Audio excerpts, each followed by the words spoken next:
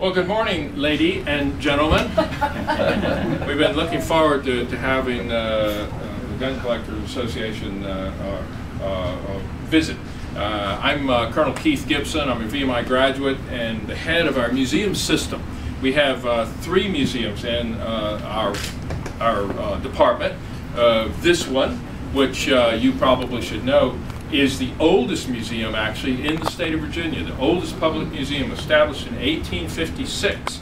We have roughly 25 to 27,000 artifacts, not all of which are firearms, only about maybe 1,500 are firearms, 15 to 2,000 are firearms.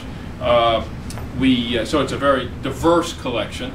And because we've been collecting since 1856, so many of our pieces are presented to us by the individual who used it in a particularly distinguished career or had relationships with the individual or the individual's family. A good example of this is as you wander around the museum on your own, you'll see uniforms worn by Stonewall Jackson. And we are very confident that they are what they purport to be because it was Jackson's granddaughter in 1926 that presented those. Stonewall Jackson himself was a patron of the VMI Museum. He would visit the museum when he was here on staff between 51 and 61 before he goes off to war. Other things that come to us directly, some of our firearms come to us directly from the individual that distinguished them, and sometimes in combat or presentation arms, and I'll tell you about a couple of those. But the focus, of course, of our firearms collection is the Henry Stewart Antique Firearms Collection. It is a world-class museum. This clock hasn't been right since probably about 1915. It was made in 1913.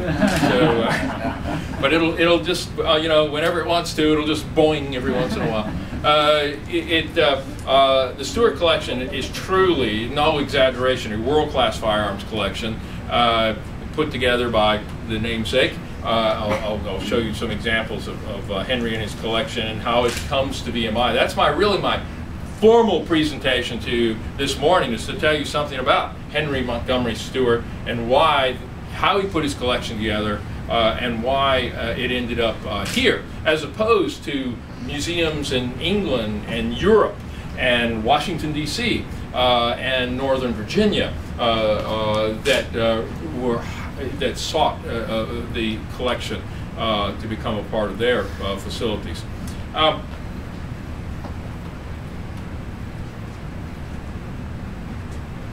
Things the way they should be here is what you're supposed to see. So we're making progress.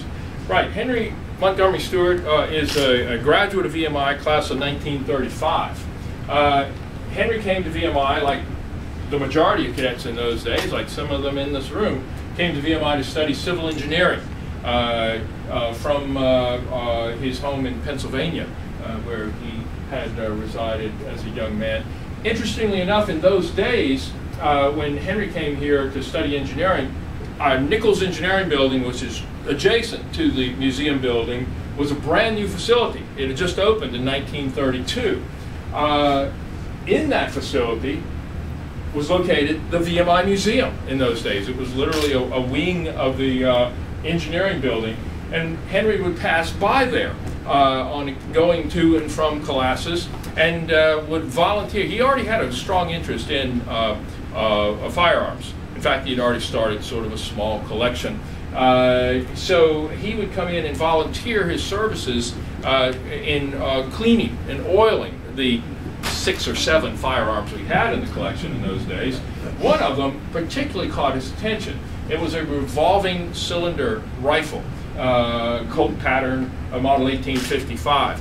And he found that technology fascinating as an engineer and began to ask questions about what would have been the challenges that someone, in this case Samuel Colt, but others, would have had to address from an engineering perspective to make this a practical development. Henry's going to spend actually the rest of his life as a collector answering that question, assembling what is today one of the world's great collections that focuses on revolving cylinder firearms. That's sort of the heart of a collection. It has really sort of 4 areas of interest. Here is Henry about 1950, 1955 at his home in Wynwood, Pennsylvania, with Colonel Berkeley R. Lewis there, who was one of the great researchers and writers on military weapons of the mid-20th century. They were good friends. Henry, one of the most often asked questions that we receive, well, how did he make his money? Because obviously, you know, he had resources to play with. Well, Henry was what we would think of as one of those investors in the Bain Capital, you know, has been in the news a great deal. Well, actually, Henry had a career very similar to that. He took his engineering knowledge and he applied it in ways of going into factories and businesses, acquiring them, assessing, analyzing them, how to make them more productive, and then reselling them, and doing this over and over. And he worked with several other people in doing this. But he was always looking for innovation, he was an entrepreneur, bringing new ideas, new products to market was one way that Henry not only made his money, but had the opportunity to travel all around the United States, constantly traveling. One of the people that he worked closely with was this fellow on the side, Milton Reynolds. Now, Milton Reynolds is going to bring to market in the United States immediately after World War II the ballpoint pen. And Henry was a partner of Milton Reynolds. Henry will control the eastern United States marketing for this wonderful new invention that Milton Reynolds was bringing to the market. In fact, it was called the rocket because we're coming into into the rocket age, the space age, and it looked kind of like a rocket cylinder. It was aluminum, finely crafted. By the way, Milton Reynolds didn't invent the ballpoint pen. The first patent in the United States for a ballpoint pen was in 1888. But Milton Reynolds had spent part of World War II in South America. There he saw a ballpoint pen that actually worked. So he purchased about a dozen of these things, reverse engineered them back in the United States, and brings out the Reynolds ballpoint pen that Henry Stewart said, it looks like a rocket. Let's call it the rocket. And came up with this trademark, got a rocket in your pocket. It was a really catchy slogan of its day. These things sold for about $15 each, this ballpoint pen. And it just skyrocketed. Thousands, tens of thousands. They were sold at Macy's and Gimbals. But the problem is the rocket fizzled. It didn't work. It leaked in your pocket. You got an ink stain in your pocket, so the whole thing collapsed. But that was one of Henry's efforts. Henry is going to be one of the first people to bring Krylon plastics, aerosol plastics to market.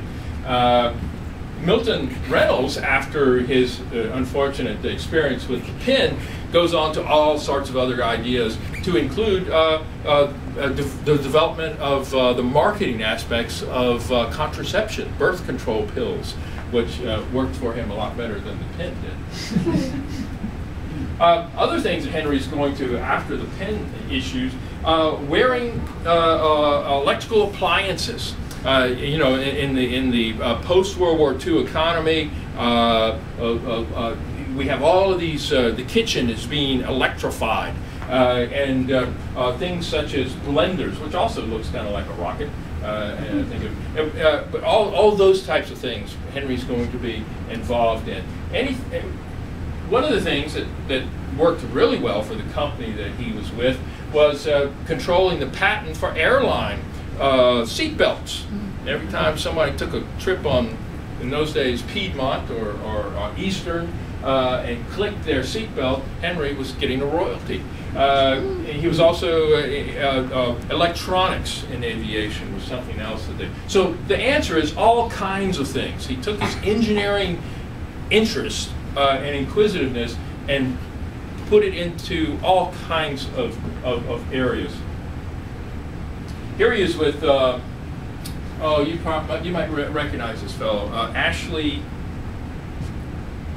used to write lots of articles. Halsey. Ashley Halsey, exactly. Used to write a lot for NRA. A good friend of Henry's. Here he is visiting Henry's home now in the suburban Pennsylvania countryside out near Chester Springs, Pennsylvania. That particular firearm that they're examining is called the Stanton, and it was an early effort at a multiple chambered firearm. Not really a revolver per se, but when you see it downstairs, I've been convinced that Mr. Stanton probably was a dairy farmer in his other life when he wasn't inventing firearms, and when you examine this thing, you'll see why. I think that's probably somewhere in his background. Henry was also very proud and very involved with the American Society of Arms Collectors. In fact, designed their logo for them when he was president of that organization in the 1960s. This is what Henry's collection looked like in his gun room up in the countryside of Pennsylvania, and you'll see a lot of these pieces when we go down into his collection exhibit area. This photograph, taken in his gun room, actually shows a collection of air rifles. We have the largest exhibit of historical air rifles, Daisy BB guns, you know, the progenitors of all of that in the collection today. The arms you see to the left here is the evolution of the Colt revolving arms story from roughly 1836 to 1865. When Henry was told about 1966 that he had 2 months to live, he had a terminal illness, and he realizes he has this huge collection. In those days, it existed a lot of Confederate arms and Civil War pieces, and he didn't want to leave his wife with this problem. So he has a huge sale and sells off all of those things. And then his doctor comes and says, "Good news, you're not going to die after all." And now he sold his collection. And so what does he do? Well, like Thomas Jefferson, you know, when Jefferson had his collection, he sold to the Library of Congress, or became the Library of Congress, he starts making a new collection. And his new collection, he hadn't sold everything, by the way. He maintained a good part of his earlier collection, particularly the heart of it, the Colt, the Pattersons, Colts. But he begins to think about, well, now it's the mid-1980s. What am I going to do with my collection? And as I mentioned to you, he's being courted by literally museums all over the world. But Henry begins to think in terms of his collection coming to VMI, because he remembers back when he was a cadet that it was at the VMI Museum that really stimulated his awareness and his interest. In 1988, October the 12th, Henry dies while visiting VMI, making plans for his collection to be here, and had arranged by that point for his collection to come here as his estate. By that point, I had worked personally with Henry for about 5 years. I would literally go up to his home and spend a week, 2 weeks at a time, intensely, literally at Henry's knee, as he discussed his collection, what the pieces represented in it, why it was put together the way it was, and the significance of it. Here on one of those trips is Henry Stewart, probably about 1987, with a museum, a volunteer that specializes in arms, George Whiting, to the left. George Whiting is now 92 years old and still makes his way down to the museum on occasion.